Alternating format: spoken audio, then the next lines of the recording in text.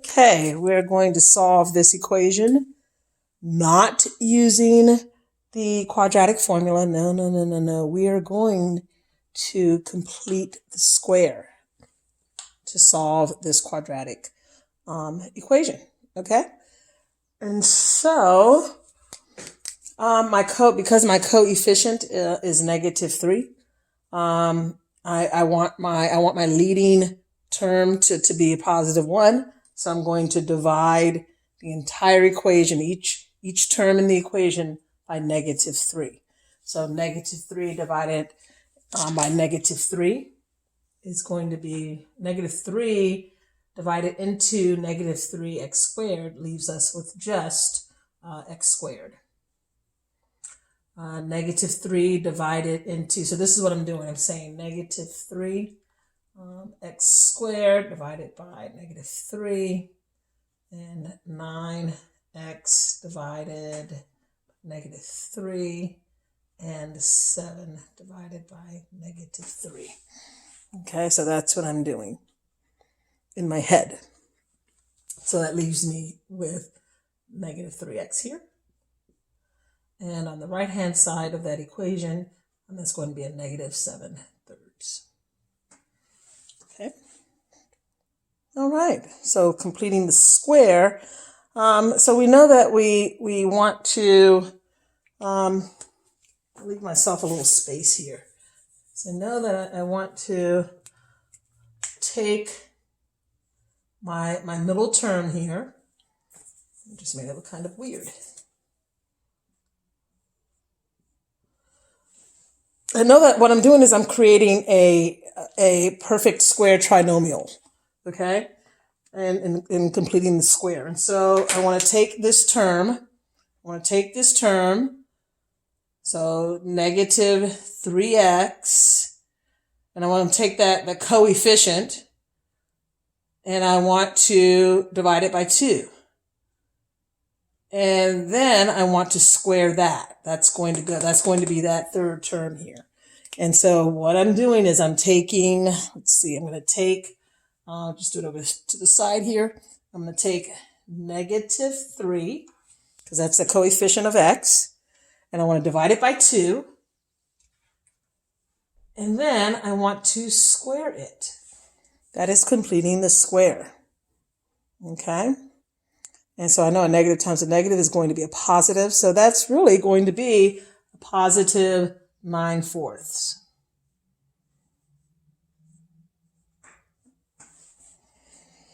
If I add 9/4 to the left-hand side of this equation, I must do the exact same thing to the right-hand side. That's equations 101, right? I do on one side of the equation, I must do on the other.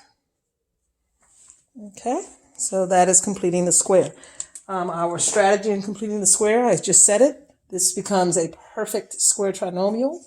And so that I know that I can simplify this perfect square trinomial by calling it x minus, because that's a minus, 3/2 raised to the second power. So I know that this perfect square trinomial is equivalent to this binomial squared.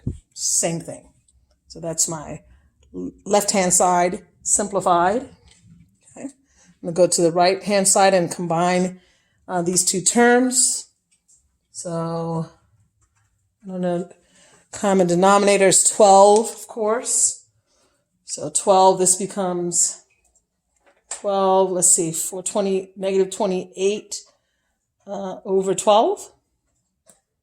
So that's -28. So make some notes over here. -28 over 12. That's the same as -7/3.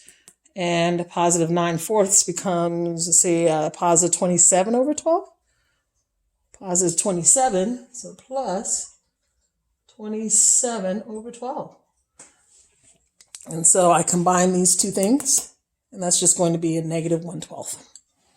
So -1 over 12 on my right-hand side. Okay? And so now I can, I'll have to just take the square root on both sides of this both sides of this equation. So I'm going to apply the radical or apply the square root to both sides. So apply the radical to the left-hand side. What I do on one side of the equation, I must do on the other.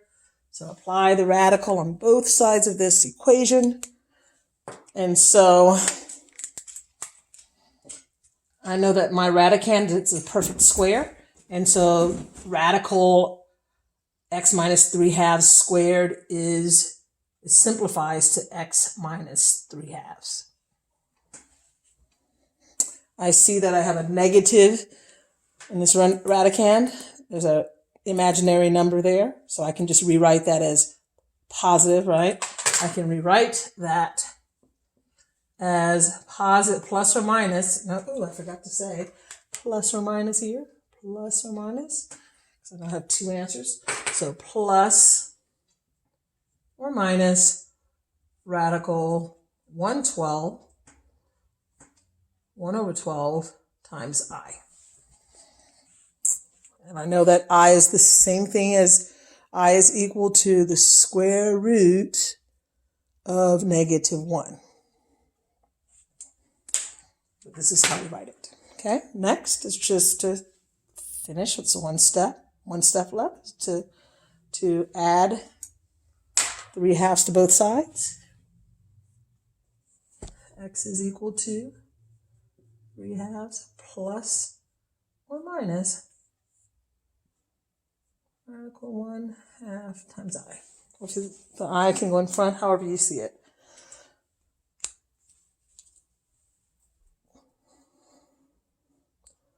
I look at, and that's a 12, and actually we don't really want to leave that 12, the square root of 12, as the square root of 12. We want to do what's called rationalizing the denominator.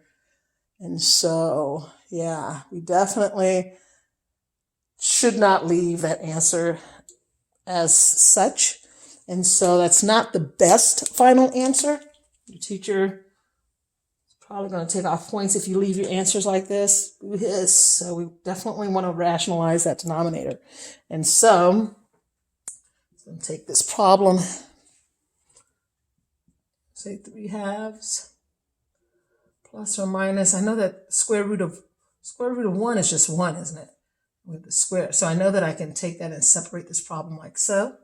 I know the square root of 1 is a perfect square, so that's just really 1 over radical 12, right? And so 1 over radical 12, next thing I want to do in rationalizing this denominator is multiply both my numerator and my denominator times radical 12. Okay, and so I know that radical 12 times itself is just going to give me 12, okay? And so I'm left with actually plus or minus radical 12. 1 times radical 12 is radical 12. Radical 12 times itself is 12. And so that's a better answer. And even this answer can be simplified. And so I know that I can simplify that if I needed to. But that's this answer is a much better answer than this answer. Okay, so, and I know that radical 12 simplifies to what? It simplifies to 4 times, it's the square root of 4 times the square root of 3, that's the square root of 12. Well, the square root of 4 is 2. It's a perfect square. So really I can even simplify that even further. And so go from this to 3/2 plus or minus 2 radical 3 over 12. And so when I look at that, I know that that can even be simplified. I have 2 here and 12 here. I can reduce that, and my final answer, I think we're there. Plus or minus radical 3 over 6. I think that's a way, don't forget the I. Completely forgot the I. So we don't want to forget that we And that's probably why most people put the I in front, so that you don't forget it. Don't leave it hanging. And so this is actually the best answer. Your instructors are definitely probably going to ask that you simplify you simplify your solution in its most reduced form. And so this would be the best answer. This is not the best, boo hiss. This is okay. It's okay. But clearly, this is a kind of a compound radical, if you will. We know that we have a perfect square in here. So you definitely should simplify that. And so this is clearly the better answer.